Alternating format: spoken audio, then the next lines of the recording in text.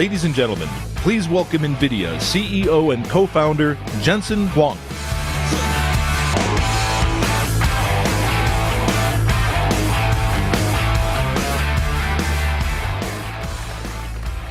Happy New Year! It's great to see all of you guys. First of all, I want to welcome all of the international press that traveled a long way to be here. I want to thank all of our guests who made a special trip to come see us today. It's great to have you, Ricky. Welcome to NVIDIA's press conference. You know that NVIDIA is singularly focused in one area called visual computing. We have probably made more contribution to this one field in the last decade than all of the companies in this industry combined over the years. In the last several years, we've dedicated ourselves in 4 major directions associated with visual computing. The relentless pursuit of photorealism, making the GPU ever more programmable so that it could be used for more and more applications, extending the reach of virtual computing into mobile computing, and virtualizing the GPU so that we can put it in the cloud. Today I want to show you the progress that we've made in each of these directions.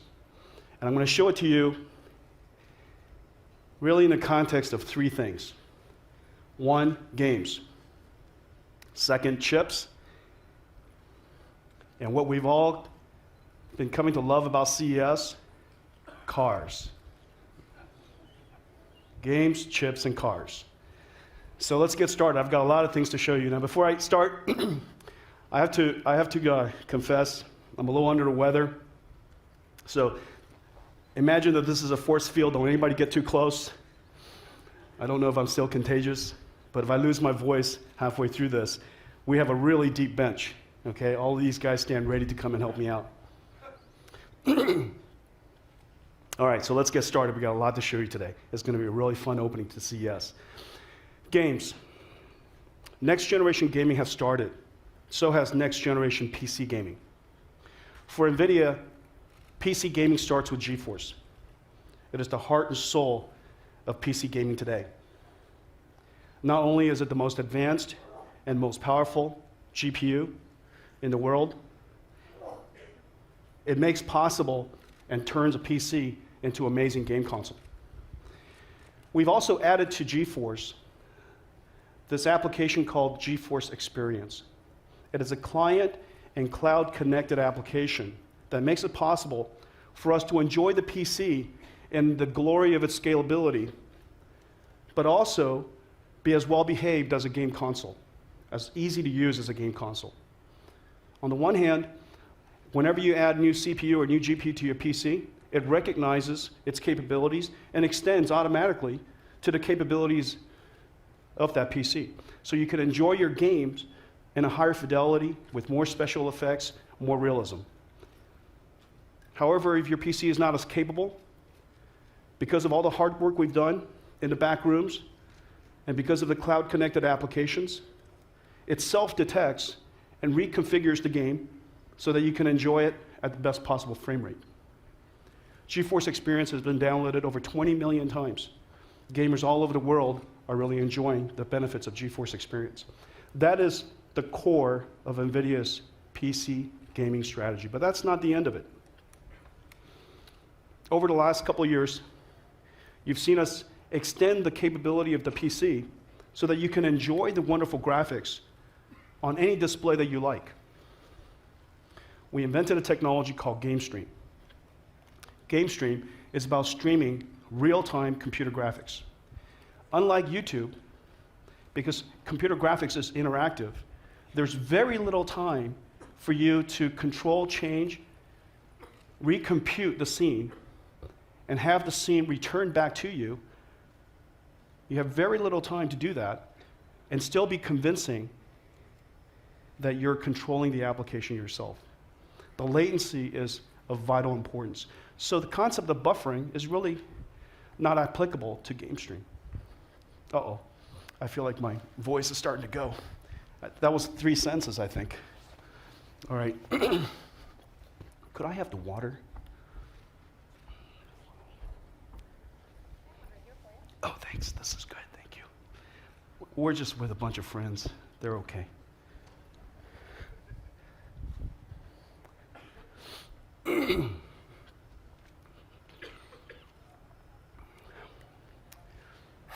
Where was I?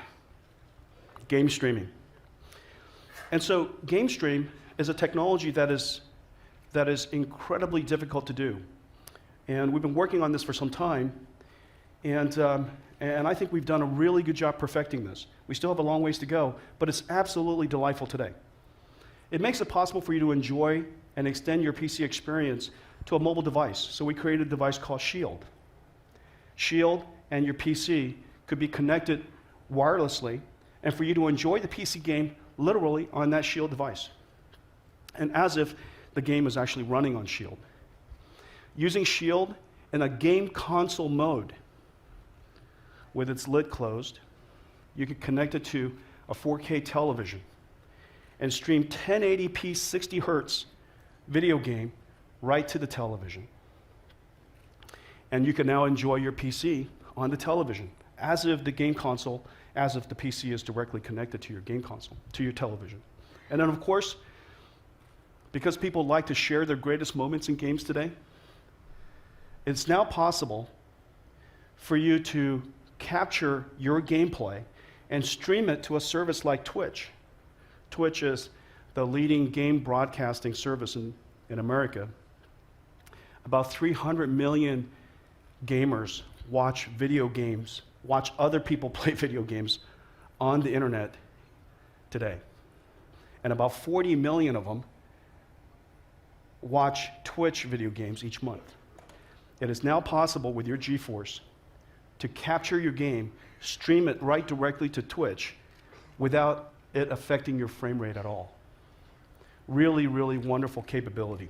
So Game Stream makes it possible for us to capture your game, stream it, and for you to enjoy it remotely. So why don't we show it to you? Show you where we are with Game Stream technology. Sean, come on up and let's show them what we've got. So let me first explain the setup. You're going to enjoy a PC game, the latest generation PC game, DX11, called Batman.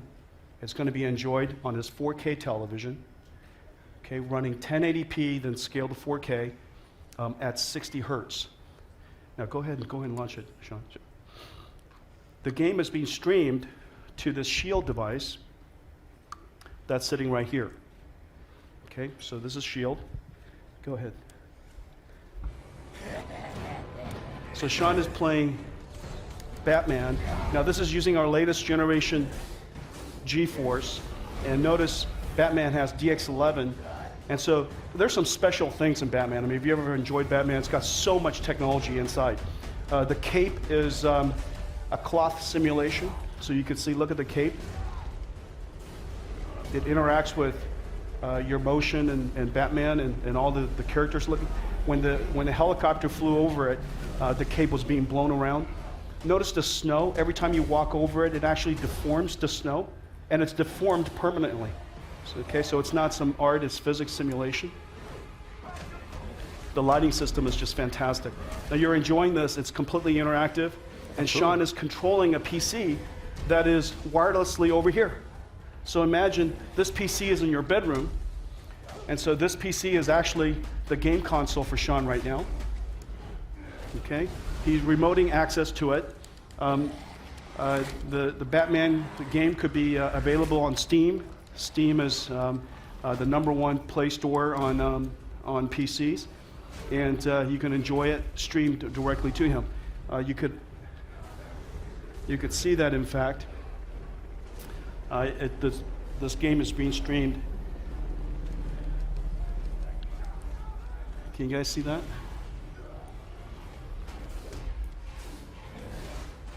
And the two screens are perfectly synchronized, as if there's no latency whatsoever. It feels just like I'm at my gaming PC. So I can instead of lugging my giant gaming PC into my living room, I can enjoy the same experience in front of my TV. So for some people who enjoys game consoles, they can obviously connect a game console to their TV. But if you already have PC gaming, as in several 100 million people around the world today, then you can now, with GeForce, with GameStream, and then with a Shield game console connected device, you can now enjoy next generation games on your television. Okay? Thank you.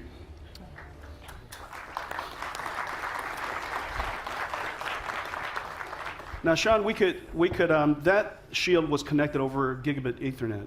Right. And it's streaming 1080p at 60 hertz. But there's no reason why we can't also stream it wirelessly, right? Of course. And so let's see, look over your shoulders here. I think they're about to see. Can you guys see that? All right, so this is the same game, Batman. He could pick up where he left off. Now he's enjoying it on his portable device. This video game, of course, is unlike anything that's even remotely possible today on a mobile device, and now he can enjoy it in his handheld, in his Shield. Now this is being streamed at 720p, and this is the amazing thing. Now if he's at home, Sean could surely stream from his PC, right there.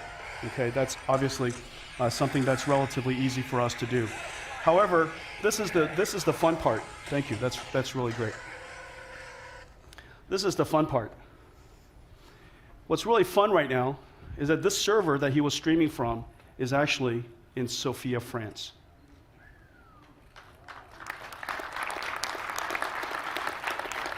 Now what we've shown you here is the grid virtualized GPU server with the ability to serve, of course, games to hundreds of people at a time.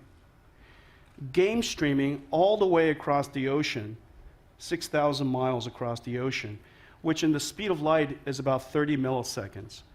So the round trip delay, when Sean presses punch, the punch command goes 30 milliseconds across the ocean. It gets processed in the grid server. The frame is captured, compressed, and game streamed back 30 milliseconds later back to the Shield device. Now, for it to be completely interactive, and because we can notice anything about 200 milliseconds of latency, just imagine how little time we wasted to send the commands, to go through the servers, of course, all the different hops in the routers and such, to compress, to render the frame, compress the frame, and stream it all back. Okay? So that's game streaming. I want to talk about G-Sync. G-Sync is the latest buzz. We invented G-Sync to solve one of the longest running computer graphics challenges. This is a multi-decade problem. If you take a look at computer graphics today, no matter how hard we try, there's still stutter and lag. Now, stutter and lag comes from fundamentally the fact that there is no game or no application where the frame rate is consistent or constant across every single frame. The fact of the matter is, sometimes there's more explosion, sometimes there are more characters, sometimes there are fewer characters. And because now we have multiplayer games, because we have physics, it is now almost impossible for the game developer to know how to load each frame. Each frame could be very surprising. All of a sudden, multiple players showed up, tanks show up, explosions happening, and your frame rate drops. And so the challenge for us is to create a system that enables you to enjoy the video game as smoothly as possible. So you have fundamentally this GPU that's generating frames at a variable rate. Sometimes it could be as high as 100 frames per second. Sometimes it could be as low as 8 frames per second. On the other hand, the monitor is sampling. The monitor is sampling the frame rate at 60 hertz. The 60 hertz is a residue, if you will, a remnant of the way that CRTs were created a long time ago. We said to ourselves, why do we have to be governed by this historical architecture between the GPU and the monitor. So we decided to create something fundamentally different. And the idea is relatively simple. Instead of having two systems that are autonomous to each other, we should synchronize to the source of the frame generation. The GPU is generating the frame. We should update the frame whenever the GPU is ready. And that's why we decided to call it G-Sync. Now, before let us do this. Let us show you now these different methods of synchronization. I'll explain some more in just a second. And so, Tom, let's go ahead and start. So this is StarCraft. This is the most played video games in esports today. Millions and millions of gamers play StarCraft. This is one of the major games in esports with prize monies, multiple millions of dollars each year. This is a real-time strategy game where the gamer is managing assets, building their bases, partnering with other races, and of course conquering, attacking, defending. Okay, real-time simulation game. It's actually a rather technical game, very strategic game. In fact, schools even teach strategies based on real-time simulation games based on StarCraft. One of the things that you see is that you're looking at an expansive world and you're going back and forth because you're managing your territory. Okay, and as you're looking at this, this is with VSync on, which is basically the monitor is synchronized at 60 frames per second, 60 hertz. And we only update the monitor whenever it is done with the vertical sync. That's why it's called vertical sync on. And you can see that every so often it stutters. And the reason for that is you're sampling the frames at 16 milliseconds. And every so often you sample the same frame more than once because the next frame's not quite ready yet. Okay, because the frame rate is so low. And that's why you experience this judder. All right, now you could solve this problem and you can make it smoother by adding more buffers. And people call it double buffering and triple buffering. But the problem with double and triple buffering is that you add latency to the system. The more you buffer, okay, the more latency you add. And so most gamers, in this particular case, the gamers want so little lag because their ability to compete depends on how many clicks they can make per minute. And there are gamers that can actually strategically click 300 times a minute. And these are professional sports, of course.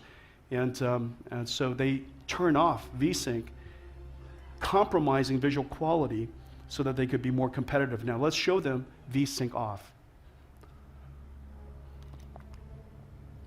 The lag from the mouse movement to the photons hitting your eyes has now been reduced dramatically. However, what's happening is you're seeing this tearing. The reason why it's tearing is because as soon as the GPU is ready, it starts sending the pixels to the monitor. The monitor could be only halfway through refreshing, and as a result, it captures half of the previous frame buffer and half of the next frame buffer, or some of the next frame buffer.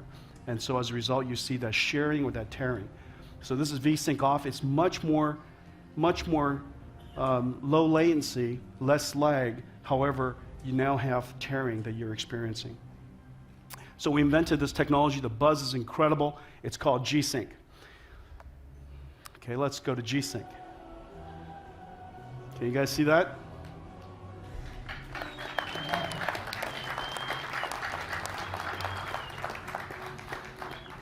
So this is what's happening. As soon as the GPU is ready, we're updating the frame. Now, the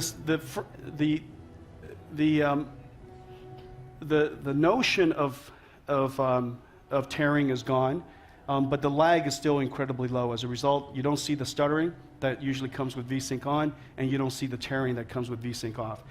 Now, the buzz is incredibly high because we've been living with stuttering and lag for so long. John Carmack, who's the founder of id, says that this is once you've experienced this, you can't go back. And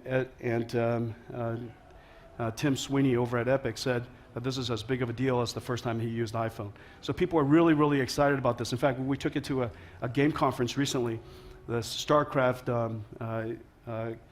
Red Bull Battlegrounds conference, and let's hear what they said about it.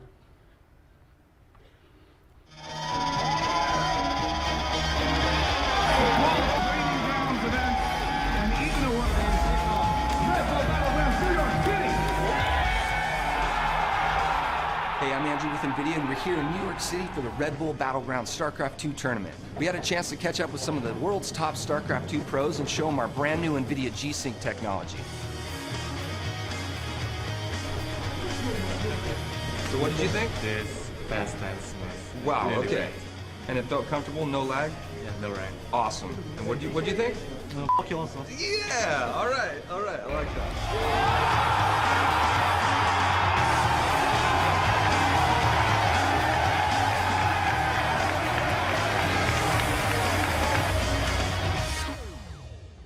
Esports. Now that gamer, his name is SK Parting. He is the world champion of StarCraft, and each year him and his team take home hundreds of thousands of dollars of prize winnings. Okay, so G-Sync, revolutionary new display technology. We're really, really excited about it. It's going to be available in Q2 from just about every monitor maker who target the gamers. Really excited about G-Sync. If you get a chance, I really urge you to take a look at it at our booth, and I think that we're going to have it available for you to take a look at on the side here after our presentation. All right, let's talk about chips. You know, the Android operating system is undoubtedly the single most disruptive force in computing in the last 20 years. Whether you're a large company in any industry or a small startup trying to build any new gadget, the Android operating system is the most accessible and the most capable operating system you can get your hands on. It's open source. No wonder the computing revolution in China took off on the backs of the Android operating system and is now the fastest growing mobile computing market in the world. Android started out in the phone industry, completely disrupted the phone market. Then it worked its way into tablets. But that's not where it's going to end. Because it's an operating system that's free to all. Because it's an operating system that allows every company, every country, every industry to freely innovate. And because it is a virtually complete operating system, by virtue of the fact that so many of us make contributions to it. There are more engineers working on Android. There are more engineers working around the world in the Android ecosystem than any ecosystem today. And so it stands to reason that the positive feedback system is going to fuel its disruption. At this point, it's kind of hard to imagine stopping it. But it's wonderful for the world. When we think about building Tegra, our mobile processor, we think about what we can do to take the Android operating system, in combination, take it into new markets. Markets where our expertise can especially serve. Markets where visual computing matters. We started out by building the Tegra 2, the world's first dual-core processor. At the time, people asked us, why would you need a dual-core processor? Then we took that to Tegra 3, the world's first quad-core processor. People asked us why we needed a quad-core processor. And it's all very clear now that in a mobile environment, in a mobile context, there are more and more activities that are happening simultaneously. So the question is, where do we go from here? Now, there's some new industries that I think Android will continue to advance into and make a contribution to. One of them, of course, is television. That one's a foregone conclusion. It's not if, it's simply when. 4K televisions are coming, smart televisions are coming. It stands to reason that Android is going to be a very important factor in that. Consoles. We happen to believe that the Android operating system is going to be the most important platform for game consoles in the future. And the reason for that is because you have all of your digital asset in Android. Why wouldn't you want to be home, connected to television, and then have access to all of your photographs or all of your music, of all of your movies, and all of your video games? It's simply a matter of time. It's simply a matter of time before Android also disrupts the video game console industry. It is the reason why we built Shield, so that we can engage it and start to make a contribution to it. We also believe that Android would make a difference in the car industry. The car industry is one of the most exciting industries in the world for many of us because we love cars, but there's a second reason. We happen to believe that the car will be your most important mobile computer. It is likely to be our most personal robot someday.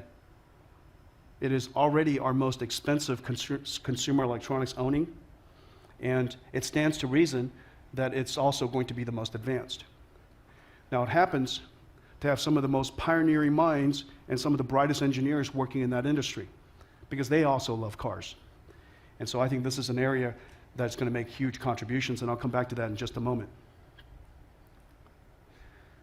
And so the question then, after Tegra 2, the world's first dual core, after Tegra 3, the world's first quad core, and then we double the performance of that with Tegra 4, what's next for us? What's next for us? I mean, what could we possibly do? I guess we could do 8 cores, but that seems pretty pedestrian.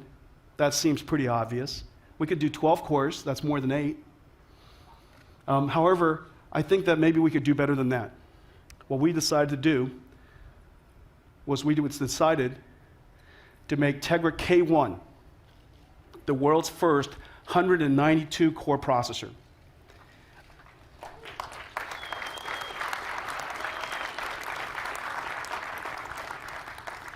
A 192 CUDA cores, all programmable by programs, all fully programmable, all massively parallel. And this is the first GPU. The reason why we decided to call it Tegra K1 is because this is the first GPU that took a vast jump from the previous generation. It's almost inappropriate to call it Tegra 5 because it's simply not linear. We decided to call it Tegra K1. We decided to call it Tegra K1 because it's based on the Kepler architecture. As many of you know, Kepler is the most successful GPU architecture that we have ever created, and it's the most important GPU architecture the industry had ever known. This architecture, because it is so energy efficient, has made it possible, and so programmable, has made it possible for us to extend the GPU from not just desktop computers to workstations, but all the way into the cloud with Grid and into supercomputers with Tesla. One singular architecture, all compatible, is now able to span computing from a few watts all the way to megawatts, from 192 cores all the way to 36 million cores running our nation's fastest supercomputer, all based on the exact same architecture called Kepler. So we're really, really excited today that with Tegra, we've bridged the gap. We've brought mobile computing to the same level as desktop computing. We've brought mobile computing to the same level as supercomputing. We've brought the heart of GeForce and the soul of Tesla to the Tegra family. We've brought the heart of GeForce and the soul of Tesla to mobile computing. And we're really excited about that. Now, what's the benefit? What's the benefit of that? Well, the first benefit is solving, in fact, a very significant problem for game developers. If you take a look at game development today, just as you saw with Batman, the production value is incredible. It's completely cinematic. It's cinematic and also interactive at the same time. The computer graphics is cinematic. The experience is cinematic. The story has to be sufficiently broad and large and large in scope that you can actually enjoy the video game for 8 hours at a time, 10 hours at a time, 20 hours at a time. So there's enormous depth to the video games. And it stands to reason, with so much artistic contribution and so much technical contribution, that the production value, the production cost would be so high. In fact, most AAA titles today cost more than $100 million. Now, there's only one thing that you can do to solve that problem. You could either reduce the production value, or you have to have a larger footprint. You have to find a way, as a game developer, to reach more users. Well, in order to reach more users, unfortunately, the architectures are radically different. When you take a look at each one of the game platforms, the architectures historically were very different. They're becoming more and more similar. However, the architecture of mobile devices, which is the largest computing platform in the world today, and the architecture of next-generation game consoles are radically different. One of them is based on OpenGL ES 3.0, and the other one is based on OpenGL 4.3. The capabilities are radically different. The capabilities, the features. And so, for a game developer, the diversity of the platforms creates another degree of complexity that is simply intolerable. The developer's dilemma. They want to build great games, they want to take the financial risk, but they need to have large enough footprint that can accept and help people enjoy the creation that they make.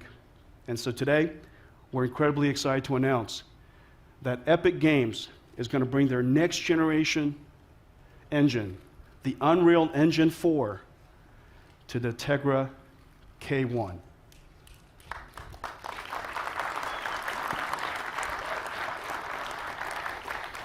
And Tim is a man of few words, for all of you guys who know Tim.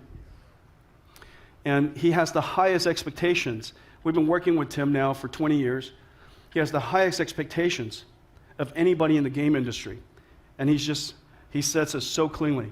He says we can take absolutely anything that runs on PC or high-end console and run it on Tegra now. I didn't think that we'd be at this level on mobile for another 3 to 4 years. Now let's take a look at what he meant by that. So if you look at this is Unreal Engine 3. This is the last generation game console. In the year 2002, we launched MV30, which was GeForce effects, with the invention of DX9. DX9 brought to the world programmable shading. And the effect that we saw in video games were per pixel lighting. So video games became bumpy and shiny. Okay, whereas before it looked chalky and flat, now it looks bumpy and shiny. It came to life. And modern video games are still based on DX9. It wasn't for several years later that Xbox 360 and PlayStation 3 brought DX9 to game consoles. And then many years after that, it came to mobile devices. For the very first time with Unreal Engine 3, with Infinity Blade from Epic running on an iPad. iPad was the first capable machine to be able to run an engine that was introduced in the year 2002. A span of 8 years' time. A span of 8 years' time that it took for the Unreal 3 engine that runs on Xbox 360 and the PlayStation 3 to finally be able to run on a mobile device. Well, that entire 8 years is what we considered last generation. It was the DX9 era. the DX9 era. If you take a look at most video games today, with the exception of some of the more modern video games that we're showing you, when you take a look at a mobile device or you look at a video game today, it's mostly DX9. That's the look of DX9. Well, here is the beginning of next generation. Next generation started with DX 11.1. I'll show you what DX 11.1 can do in just a second. We introduced it with Kepler. 1 year later, because of this incredible imperative to unify the platforms for the video game industry, the new game consoles are effectively PCs. It's architecturally identical to a PC. It's because of this incredible imperative to keep the platforms the same. 1 year later, the game console industry brought the same architecture to game consoles. As a result, now the game developers have a reasonable footprint to target with next generation DX11 games running Unreal Engine 4. But here's the really exciting thing for Tim. And what he said earlier is this. This time around, because of what we've done with Tegra K1, we have now reduced the amount of time that it's taken for next generation platforms to be able to reach not just PCs, not just consoles, but also mobile devices of all kinds. The benefits to game developers is really immense. Literally one singular architecture, one singular platform, and more importantly, one engine. Now the Unreal Engine, many of you guys have known as I have been tracking the video game industry, is the most successful game engine of all time. Unreal Engine is effectively the operating system of games. The game AI, the game physics, the game rendering engine, it basically embodies the runtime of modern video games. Unreal Engine 3 had hundreds of games that were credited to it. And here comes Unreal Engine 4, the next generation. So that's what Tim is really excited about. Now, when you take a look at Unreal Engine 3 and you compare that to Unreal Engine 4, it's really incomparable. Because Unreal Engine 4 is all about being photoreal. This relentless pursuit for photorealism.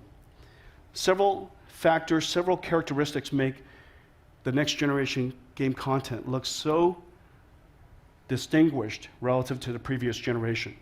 The first thing that you'll see is that all of the rendering is physically based, meaning that we're capturing the microstructures of the materials and how it responds to light physics.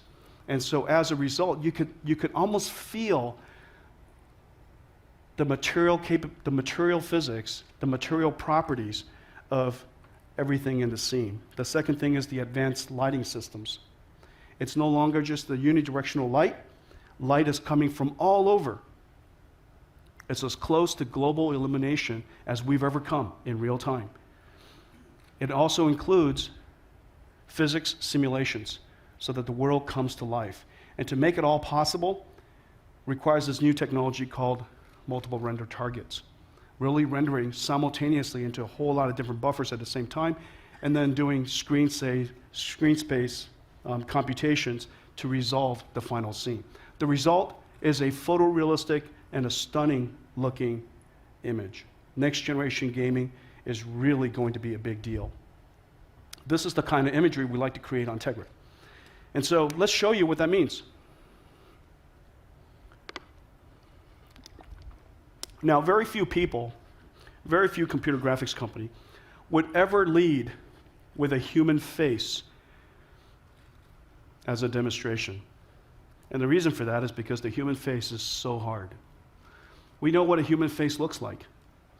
Now, if I were to put a monster up here, everybody would say, wow, that's a good-looking monster, and because we've never seen a monster before. So long as it's bright and shiny, it looks really upset, I think everybody would be rather satisfied by it.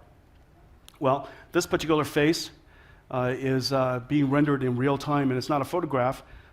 Lucas, let's show them what Ari can do. Now, to Let me explain some of the technology behind it. So first of all, in order to capture the human face, our skin is a living thing. Light penetrates through our outer layers, goes into the skin, bounces around inside, and then scatters, and then comes out, picking up some of the tone of the color of your blood. And as a result, when you look at them, it looks alive. Of course, there's a lot of pores. Your eyes are the windows to the soul. And so obviously the eyes have to look alive. In this particular case, we use a technology called ray tracing to ray trace the eyes. That's why the eye crystal looks like it's alive. And of course, all of the shadows are being rendered so beautifully. You see no triangles, no faceting whatsoever. Triangles have disappeared. The lighting system is so sophisticated we can pick up the little sheen of the oil of his face. Now let's change, I love the soft shadows underneath the lips. I mean, it's so exquisitely rendered. Photorealistic. Okay, let's Lucas, walk us through some of this stuff. You do some talking here. Let me spare a few seconds. Sure. So yeah, this is Digital IRA, and it's a data set from our friends at USC. And if you guys have been watching previous time, we've actually seen that we've shown it on a GTX Titan, the same data set. So it's pretty cool this works on a K1. Yeah, and as Jensen said, there's subsurface scattering in the light going through the ears.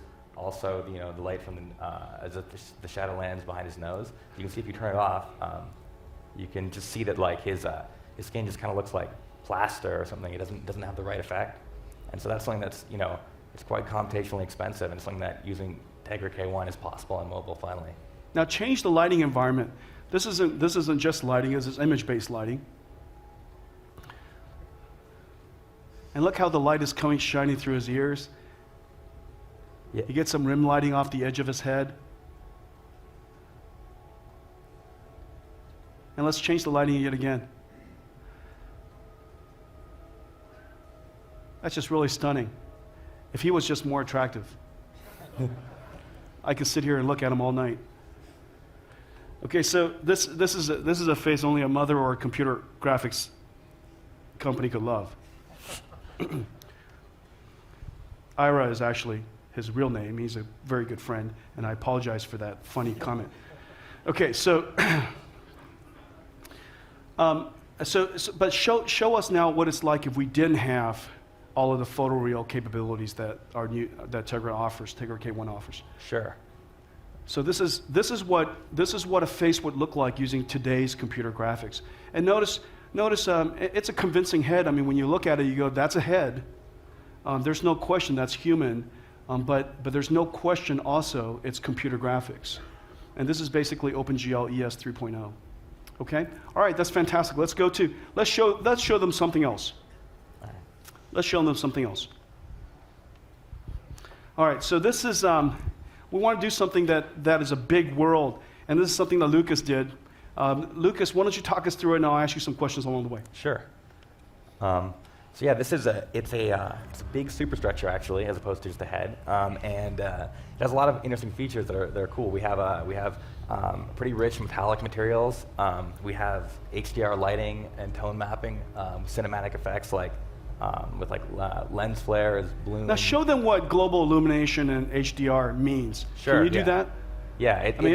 So do you guys know what HDR means? High dynamic range. Your eyes could see much, much larger dynamic range than a computer monitor's 16 bits per pixel can render. Okay? And so the way that we solve this problem, is we render to a much larger dynamic range inside the graphics processor. Okay? Then we do essentially a tone map, a histogram of all of the tones in the scene. And we figure out where the tones are, and we remap that tone into a smaller color space. And as a result, we retain the large distributions of the large contrasts. The deep darks and the bright whites are retained, but we remap, if you will, the rest of the dynamic range to fit back into that of a computer monitor. Yeah, and you can see that as you go down. So like behind this building, as you see it's pretty dark, right? But then as you zoom in and you cover up, the sky, which is very bright, you start to see more detail that's in the previous dark area, like when your eyes adapt, to the brightness of the scene. But then as you go up and you expose more of the sun, you'll see that it also, it adjusts to allow you to see the sky, which, relative to the back of the building is very bright.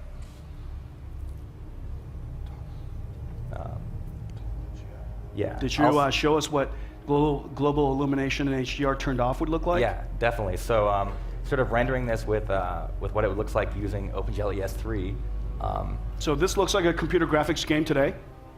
Yeah, I mean... Right? Yeah. Not with this many geometry. I mean, this is still rich with polygons, but without global illumination, without high dynamic range, this is what your games would look like. And let's turn it back on. It's almost unbearable to watch. Okay, so that's special effects, but the world is not always so peaceful, right? I mean, sometimes there's astronomical events. Yeah, that's true. I mean, you know what? S could happen, right? Yeah. Oh my goodness. So we have a pretty cool bullet time effect here, where you can sort of pan around and see all the volumetric, explosions, particles, debris. We're using compute shaders to compute, the movement of things and the particle effects that happen. And so what's happening here is that Lucas is using the Tegra K1's 192 parallel cores to do physics processing. This is the same physics processing that supercomputers use for fluid dynamics, for nanomolecular dynamics, for particle simulations, for astrophysics. It's exactly the same architecture, exactly the same type of program. Now it's running on 192 cores on the Tegra K1.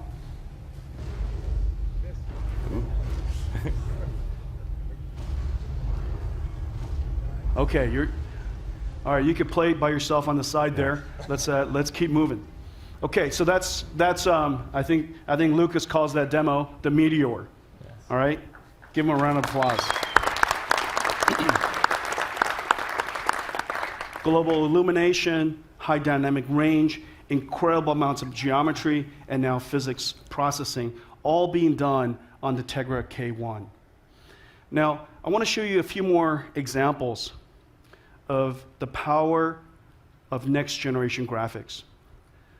This is what a state-of-the-art mobile application, mobile game looks today. In fact, this is a game that's featured on Tegra 4, and it's on Tegra Zone. It's a fantastic game, and they're doing incredibly well. However, this is what last generation graphics looks like. Let's show them what next generation graphics look like.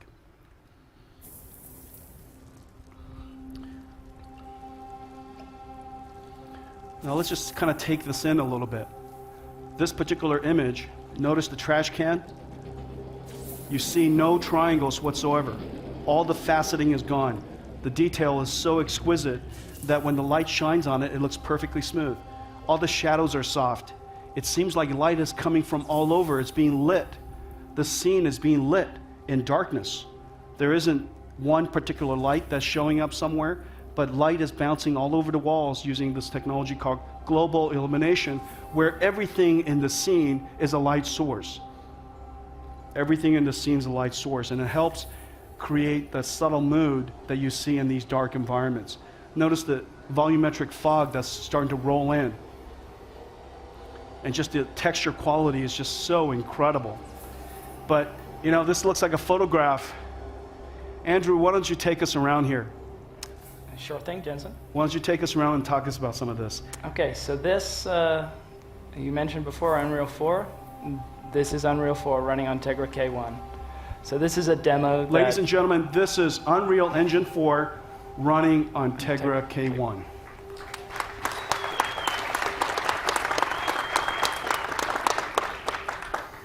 Yeah, so this is a wonderful demo that Epic put together to show off some of the features of their engine.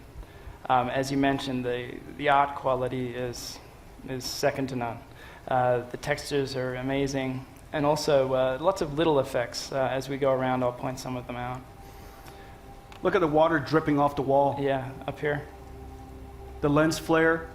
You look at the sun, high dynamic range. Look how bright the brights are and how dark the darks are. Okay, imagine a camera doing this. Really hard time with a camera doing this. Now it's computer graphics doing this. So as you mentioned before, this is trying to simulate exactly what your eye sees. And indeed, they have a feature called pupil adaptation, where they calculate the luminance in the scene. And just like you would if you went from a bright environment into a dark environment, if you were outside and ran into a room, your pupil takes a little while to sort of adapt to that. They've built that into this engine as well. Gives wonderful effects. They've got lots of nice reflective surfaces as well. So over here we have like a mirror, we have tiles, the trash can over here is reflecting the rest of the room. Now that trash us. can obviously looks so real because it's somehow simulated in a physically based ways, so that when light bounces off of it, you could almost feel the steel that it's made of. Absolutely, and you can see the water dripping down in the back there. And as we come along here, there's a more sort of plastic posters, reflections again off the tiles. The quality of the textures is unbelievable. This is real-time computer graphics, ladies and gentlemen, on a little mobile chip. Yeah, it's tiny. And you mentioned before bumpy shiny. You always have to have something shiny. So this is a nice shiny pipe, whereas everything else in the scene is quite rusty, and somehow this has managed to stay shiny. The final feature I'll mention just briefly, you see here there's a light sparking, and they do some very clever things with particle effects, and they actually put physics on the particle effects so that the sparks don't just fly through the wall and through all the objects in the scene. They actually bounce off the wall, and then you can see them pulling. And they're actually lighting the environment. And they are lighting, yeah. So there's Right? a light kicking out, and also the effects come down and then bounce around a little bit, give a nice So they all become light sources, and they cast shadows, and you can just see it. Absolutely. It's fantastic. It's just absolutely exquisite. Now, these little tiny details is what increases the production value of games. And we see this with movies today. There are so many things that they do, the attention to detail, that they obviously don't have to do. They obviously don't have to do. But they do it because they want to create something that is exquisite. And you can just tell now, the engine makes it possible for them to do that. Okay, that's fantastic. Let's take a look at a couple things. This is another scene of the state-of-the-art in mobile graphics today. And in fact, I think this is a game on iOS. What we want to do is we want to show you, you could just tell this is a cartoon. It's lifeless, it's kind of dead. You recognize the objects, but for some reason it just doesn't tell you that it's alive. Now, what is the missing part that goes from this to reality? One of them, of course, is the way that the lighting behaves. We know that light doesn't work like this, that there are just subtle shadows and the reflections and the way that light is occluded in the corners, and those type of effects our eyes are looking for, and when we don't see it, we know that it's not real. And so let's take it to the next demo. This is also running on Unreal Engine 4, and here we'd like to show you a couple of things. This is not a photograph. This is not a photograph. We're in Vegas, so this is Frank Sinatra music. Okay. Now you can almost feel this room coming alive. Now what you're looking at is two very important technologies. One of them is physically based rendering.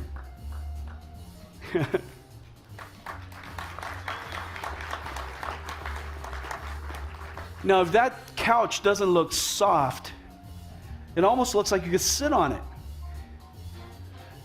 I can almost imagine finding some quarters underneath it. Look how beautiful that is. The lighting of it is just incredibly exquisite. And then we're going to show you the second technology is global illumination. If you look at all the lighting around, everything is a light source. So light is bouncing around the environment, and as a result, it's casting more than one shadow, and you're seeing soft shadows everywhere. And look at that wood floor. Wow. Does that look like wood floor? Unreal Engine 4 running on Tegra K1.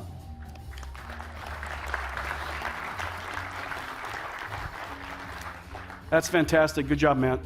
Okay, so now let's take a look at all this stuff in a game. Okay, so this is an Unreal Engine game. This is Trine 2. This runs on a high-end PC today. It runs on a high-end game console today. And look, well, Andrew, you're the master of this game. Tell us about it. Hi, hello again. So this is by a company called Frozen Byte. It's a custom game they've made. This is a first for mobile. It's a really fun game. It's kind of like a platformer, 2.5D. But the cool thing is you have 3 characters. So you can have your warrior guy. You can switch to have a wizard, and he can like. Now remember, this is a mobile device that's been blown up to the size of a theater. Okay? Absolutely. This is a mobile device that's been blown up to the size of a theater. Look at the exquisite detail. They've used Nvidia physics actually in this. So you interact, and a lot of the puzzles are based on physics, and you have to sort of figure out different ways, and we'll see that just up here.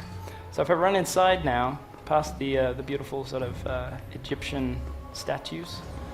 So here we have a puzzle. This one's fairly straightforward, and I have played it a couple times. So you can choose which character you want. So I can try and reflect this beam. And you note the way the lighting follows the beam around. Like this. Oh, yeah. Oh, that's hot. Yeah.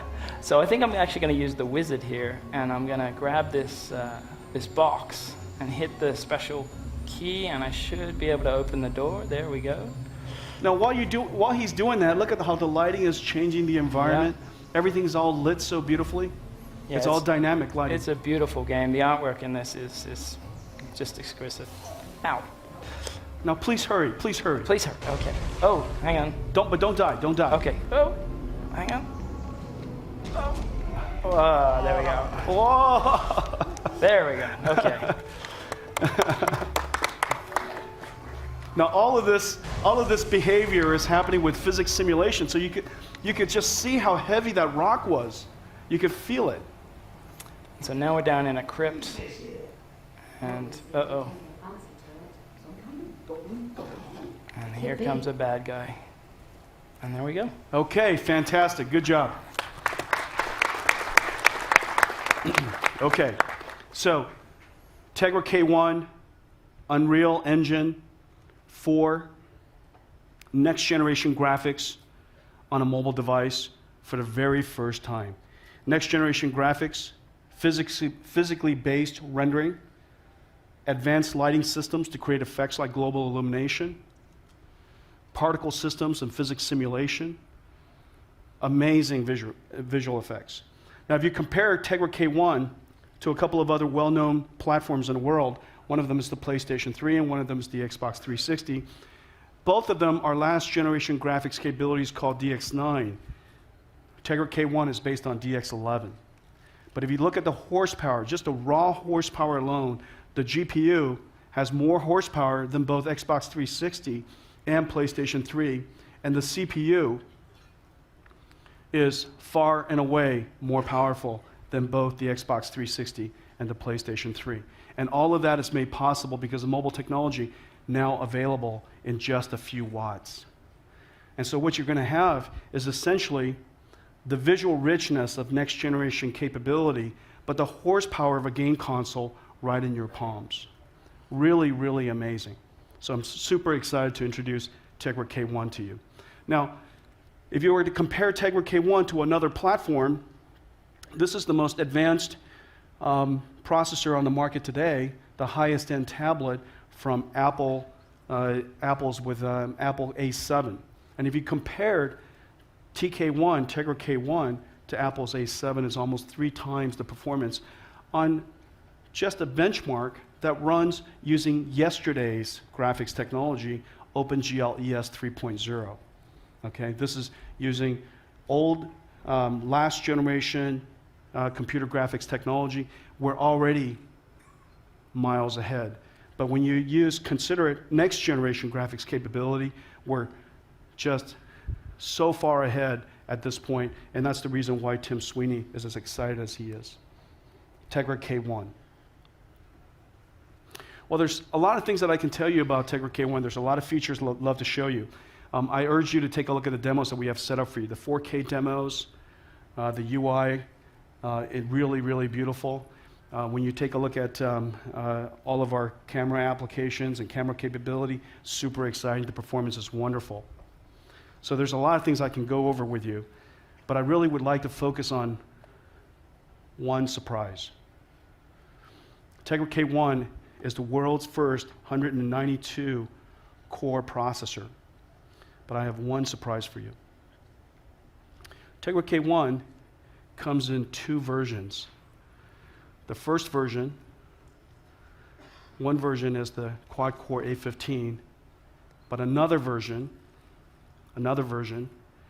is based on our Denver CPU. We've been talking to you about Denver for some time. This is an endeavor that we've taken some time to do. It's a full custom CPU. It is based on ARM's V8 64-bit. It's designed to be very high performance single-threaded and very high performance multi-threaded processor. And I'm delighted to announce today that Tegra K1 will also come with dual-core Denver.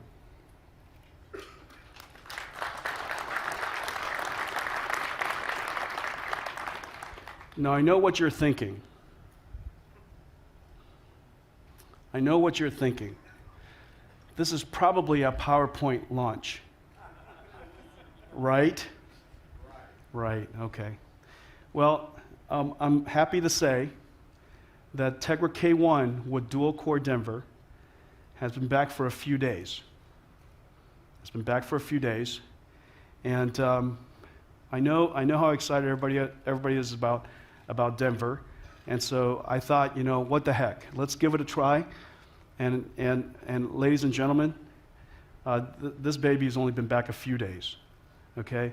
And if she falls on her face, trips up while she's introducing herself to you, let's all cut her some slack. She's only been out a few days, okay? So ladies and gentlemen, Tegra K1 with Denver. Now, what you're looking at is the Android operating system running on Tegra K1. And Lazar, why don't you take it out for a spin? Sure. Wow, look at that. It's only been now the fact. Yeah, I know. That's this. Look, the applause comes from only geeks. Everybody else in the room's going, I've seen a desktop, Well, look, when you work on a chip for 5 years, and it comes back and it's not a brick, you're just so happy. I am so happy. So Denver is a full custom CPU.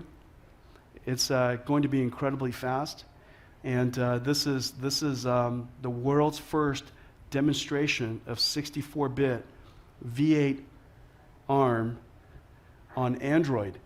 And so let's prove it to them.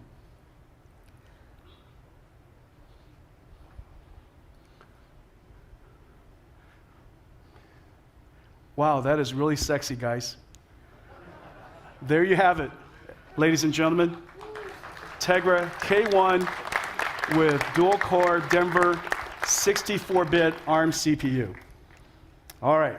Well, let's not push this baby too far. Okay, let's not push this baby too far because we have a few more demonstrations to give you, and I don't have very much more time. So thank you very much, Lazar. Good job. Thank you. So there you have it, Tegra K1, the world's first 192-core super chip. It's one chip with two versions,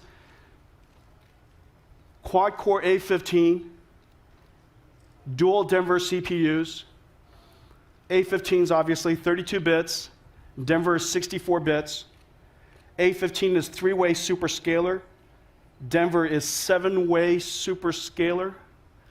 It runs up to 2.5 gigahertz, and it's got a pretty healthy cache, 128 kilobytes and 64 kilobytes of I and D L1 cache. Okay, ladies and gentlemen, Tegra K1.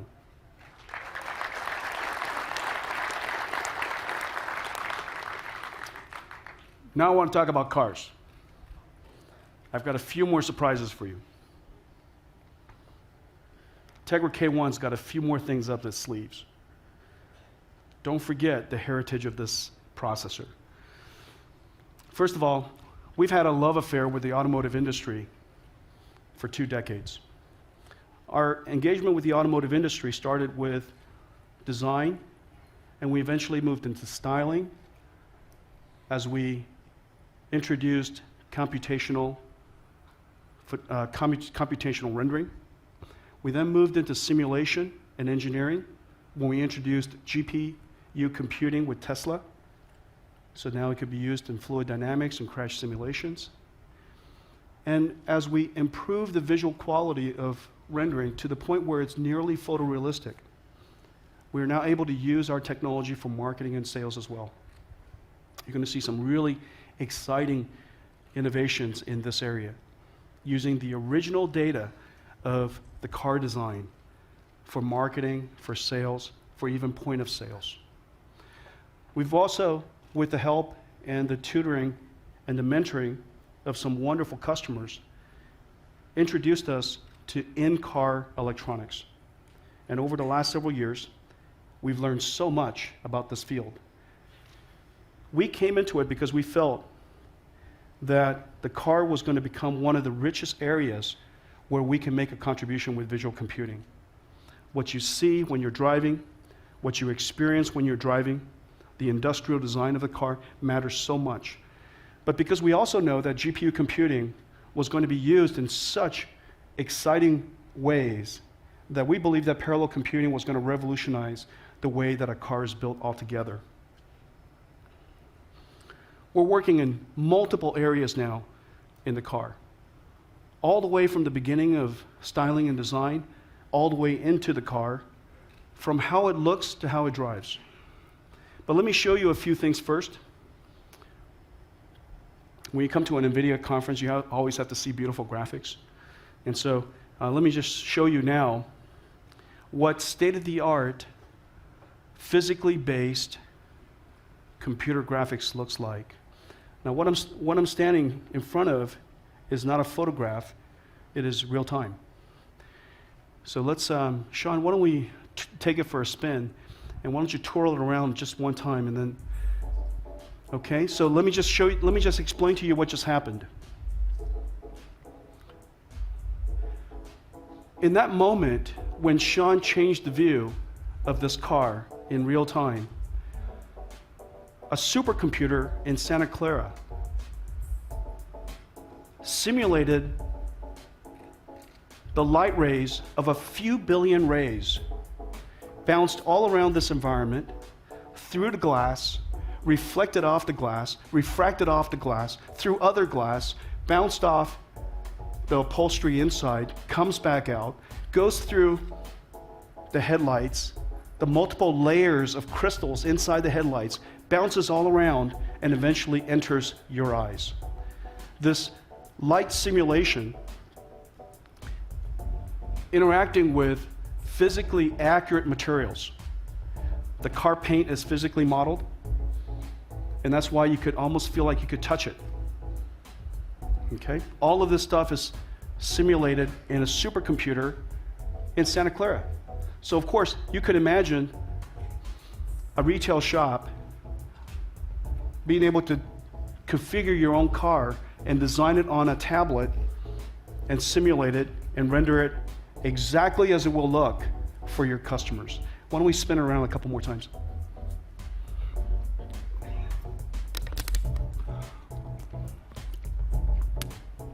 Look at the headlights. Now, what you're seeing in the sparkles is ultimately that pixel hasn't been resolved yet.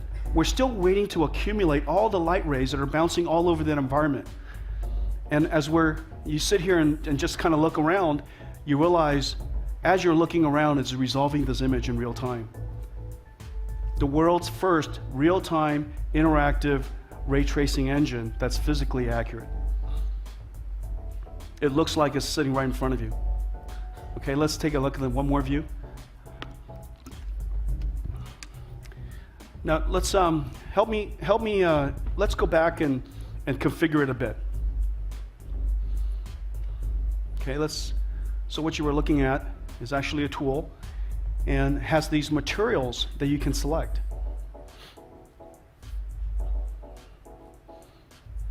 So you like white? How about let's just pick one other. Orange? Nah, come on.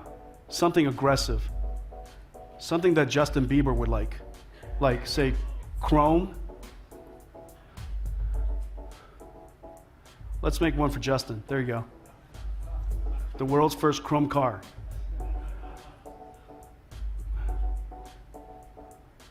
Pretty fantastic. And it's physically modeled, so it looks so real. It looks just so real. Okay, good job. Thank you very much. So this is how NVIDIA's technology is used in design and styling. Now, we've been in the car industry for a long time. Almost every single car that you see on the road is designed with our technology at some point.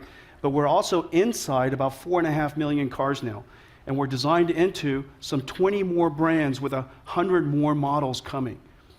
Millions more cars will come with NVIDIA technology inside. We're just incredibly excited by the cool cars that we're in. The Audi A3 is just a revolutionary car. If you ever get a chance to drive that, I'd really urge you to take a look at that. And of course, the new BMW i3 and i8, and the Tesla model, the Tesla sedan, and also the Tesla crossover that's coming out, Model X. Okay? So, lots of cars. Well, today, we'd like to introduce you, of course, to the Tegra K1 VCM. The Tegra K1 VCM is really about bringing supercomputing into your car. And it was really interesting. We were describing this to one of the reviewers of Car and Driver, and he literally just said himself that this is next generation Tegra will perform at this level with 384 gigaflops with 4 processors per car. A 2-car garage would have as much computing power as a $120 million Blue Mountain supercomputer. So he quickly equated it to a supercomputer. And in fact, just as Tegra K1 has the heart of GeForce, it does have the soul of Tesla. It is the identical same architecture. This architecture powers the world's 10 of the top 10 greenest supercomputers. Every single energy efficient supercomputer in the world today, in the top 10 list, are powered by the Kepler architecture. That same architecture is now in Tegra K1. The question is, what do we want to do with it? I want to show you 2 things. I want to show you 2 reasons why we need a supercomputer in future cars. The first reason, of course, is advanced driver assistance. This is an area that has incredible focus today. It's incredibly exciting because this is the path that leads to the semi-autonomous cars. This is also exciting because it's going to bring magic to the car industry. Your car is going to do things that most people won't be able to understand. And they won't be able to understand it because we have a supercomputer in the car doing amazing things. Using image processing, computer vision, artificial intelligence, and all of the technologies that we've invested over the years, it is now possible with the rich number of sensors around the car to do magical things. Magical things. Now, these magical things start with basic things. The thing that we're going to do today is we're going to make possible a programmable platform, the first time ever, a programmable platform for ADAS, for advanced driver assistance. Today, most ADAS systems are fixed function boxes that are inside the car. But we know that computer vision, deep learning, machine learning, these fields are advancing at amazing rates. We need to provide platforms that when the car is connected, could afford us to download new algorithms that makes the car better and smarter all the time. So that your car becomes better every day and it doesn't stay static from the time that you buy it. And so Tegra K1 is a programmable platform that makes it possible for us to run the types of applications that these dedicated ADAS boxes do today. Now that the platform exists and allows computer architects and algorithm developers to develop these algorithms, you're going to see the rapid rate of algorithm enhancement. What starts out as detecting a feature, which is a car in front of you, collision avoidance, slowing you down, recognizing lanes, keeping you inside the lane. These features will quickly evolve to the point where your car finds its way eventually to becoming an autopilot. We're super excited about this new capability. It brings to bear our last decade of work in the area of computer vision and GPU computing, and all the work that we've been doing in this area, we can now bring to bear for the very first time in mobile devices. So Tegra K1 for ADAS.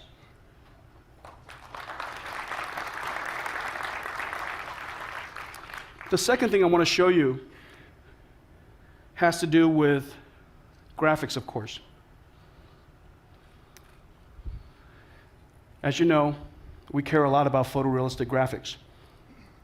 And we see no reason why industrial design should end at the physical construction of the car. Industrial design should extend all the way into all of the digital electronics. What you're looking at here are not pictures. These are real-time computer-generated images using exactly the same algorithms and the same system that was used when we showed you the car just now. Now, you're looking at chrome, you're looking at jade, you're looking at plastic, you're looking at crystal, you're looking at gold, copper, you've got ceramic, you have rubber way on the end, you have marble. You could just see what the materials are, and the light is bouncing off of it in such a realistic way because everything has been physically modeled. Let's just change a couple of things real quick and show people what's possible. I love the fact that, Sean, if you rotate a little bit so that we could see through the crystals. I love the crystal. You're seeing reflections through everything, of course.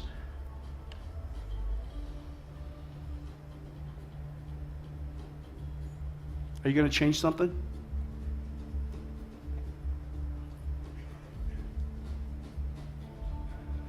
Okay, one more and then we're...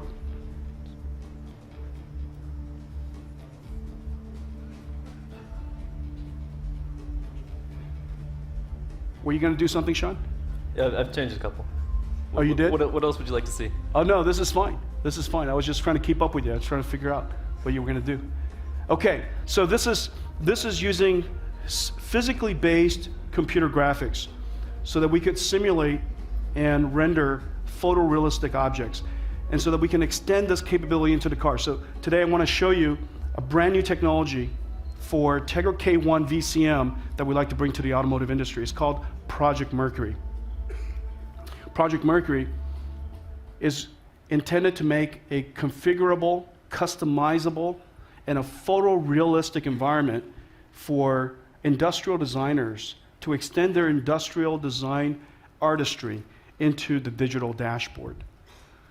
Okay, computer graphics is going to be like you've never seen before. And so over here, let's come over here, and Justin, why don't you tell us what you got?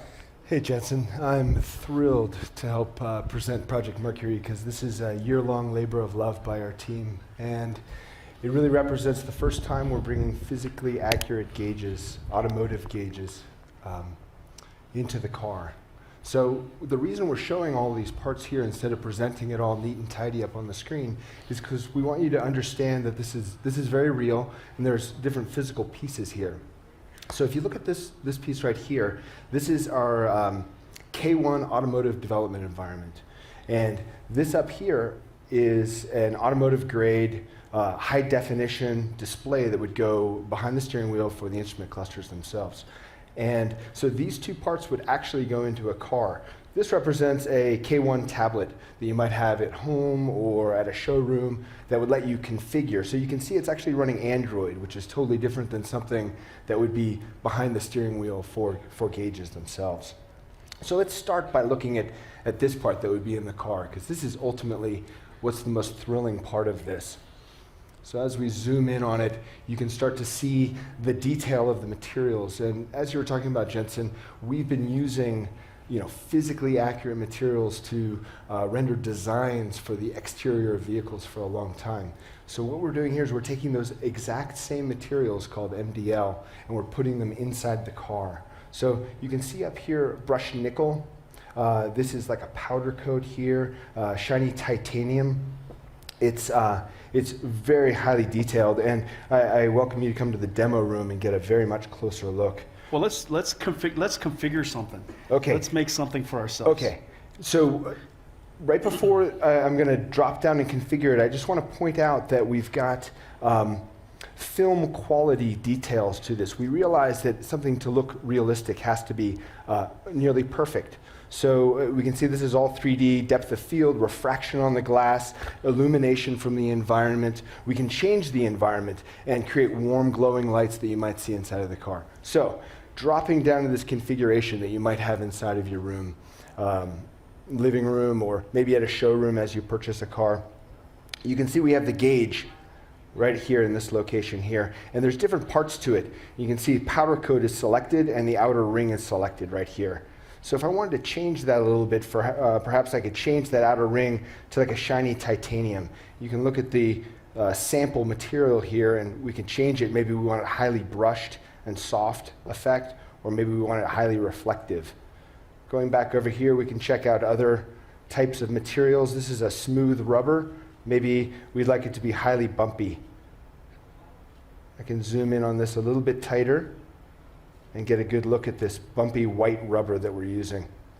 Another part of the gauge here is this accent color. And so I can click on that and see that it's brushed nickel. I could, for example, change the color of it to red or blue, or maybe just pick something else entirely. Moving past titanium, powder coat, maybe red. And powder coat's very diffuse, it's not reflective at all. So it's very pretty right there. So the last thing I'll change. Justin, this is just our design. This is a platform called UI Composer for designing this digital dash system, and a car company can import their own design of a digital dash and whatever wild and crazy and really beautiful designs that they can import. That comes into the UI Composer, and then we can help them as a result turn it into a running digital dashboard. Yeah, and so these materials are our materials, but let's say an automotive company had their car paint, their fabrics, their leather, things like that. They could scan and import those directly into here and use those as they are. So if we want to just finish things up, we can go back up here and see what we've created in the environment. And maybe I'll turn off the background so that it looks like it would actually be inside of their vehicle and switch through a few different sets. We can see that we've got a wide variety of different capabilities here. And maybe we finish on this and you can sort of compare. What's interesting is we've got kind of a scratched up metal here, scuffs on here, and we can compare the real physical metal we have here with what's being presented inside of these gauges. You can see the reflections are similar, and we really believe that this is something physically accurate. And this is a glimpse of the future. We aim for perfection. We see areas we can continue to improve always because that's what we do. But that's really cool. I think this is going to be exciting. That's terrific. I think I just lost my voice. Do you want me to wrap All up? right, no. Good job. Good job, Justin. Wow. I was so impressed it took my breath away. Congratulate the team. This has been a year's endeavor.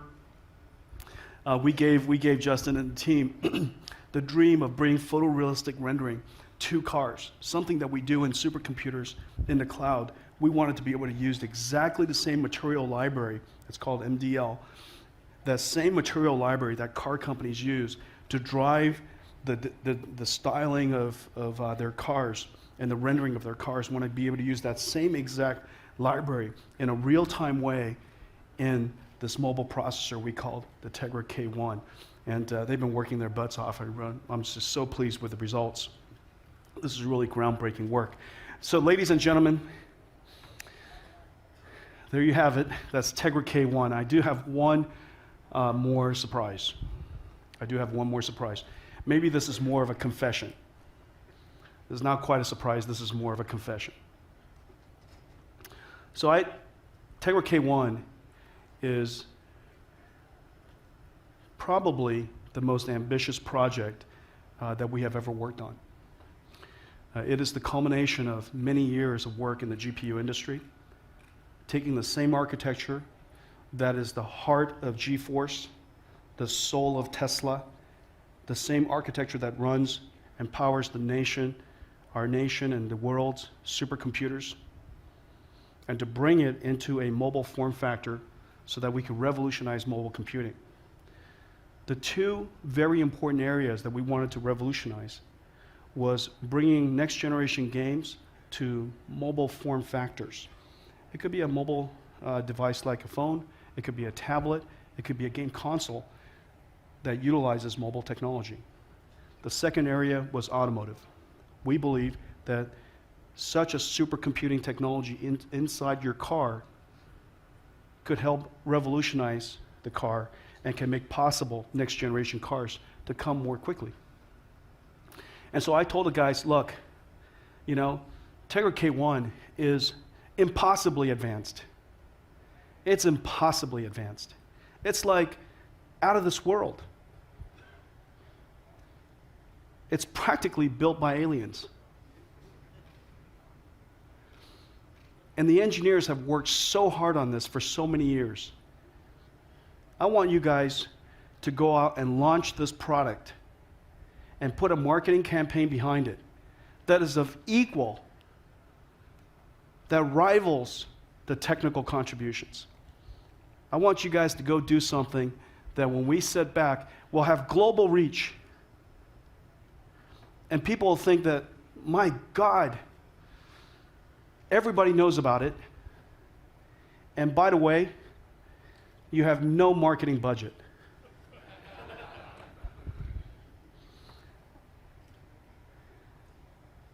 And so, ladies and gentlemen, it is true. The Nvidia marketing team is behind this phenomenon. What you're looking at here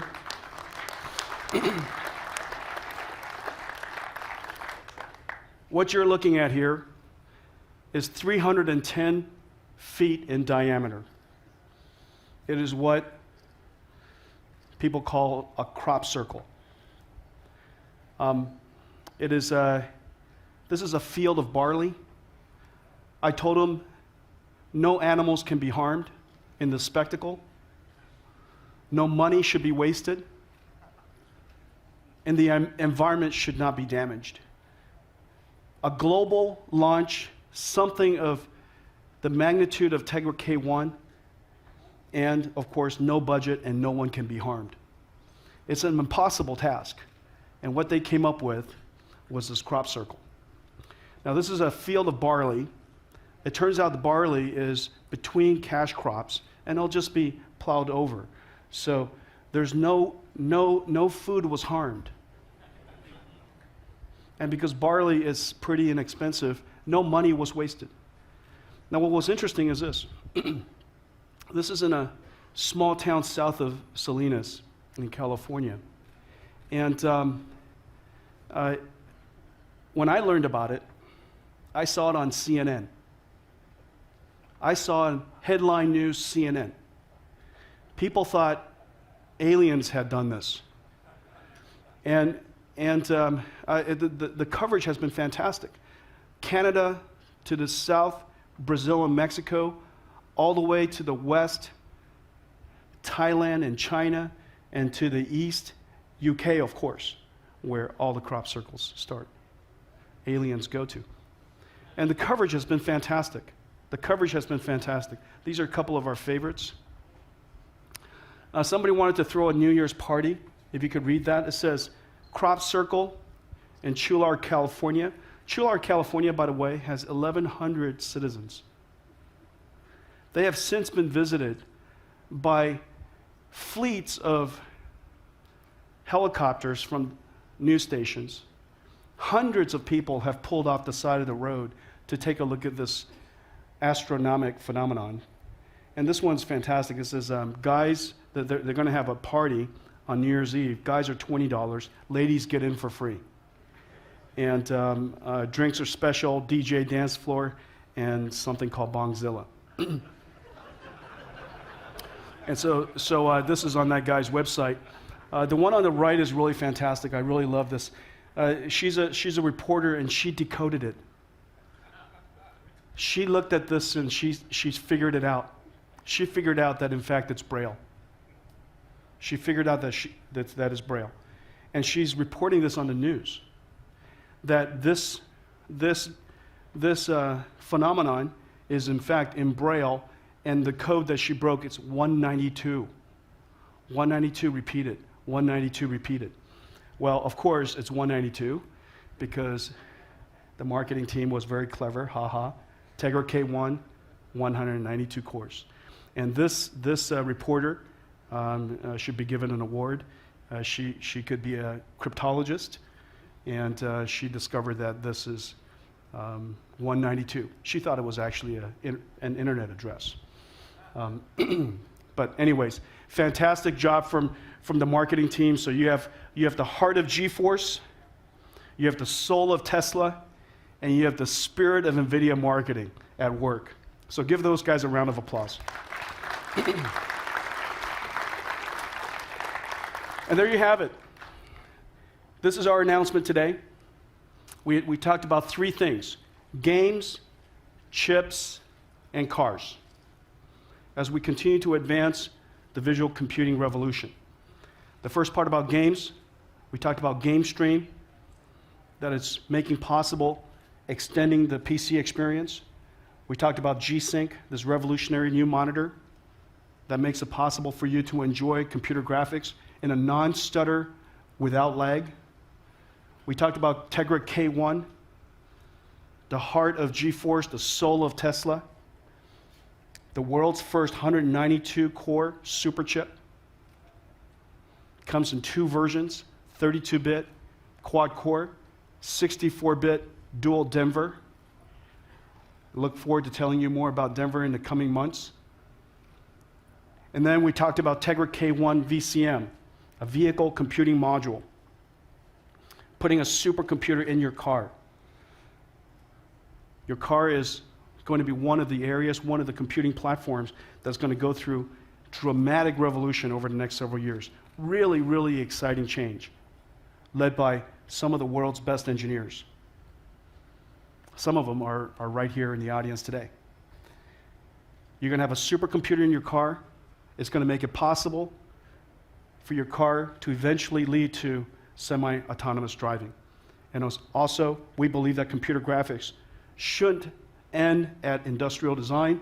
It should extend all the way into your real-time digital infotainment systems and digital clusters. I want to thank all of you for joining us today. Have a happy new year and have a great CES. Thank you.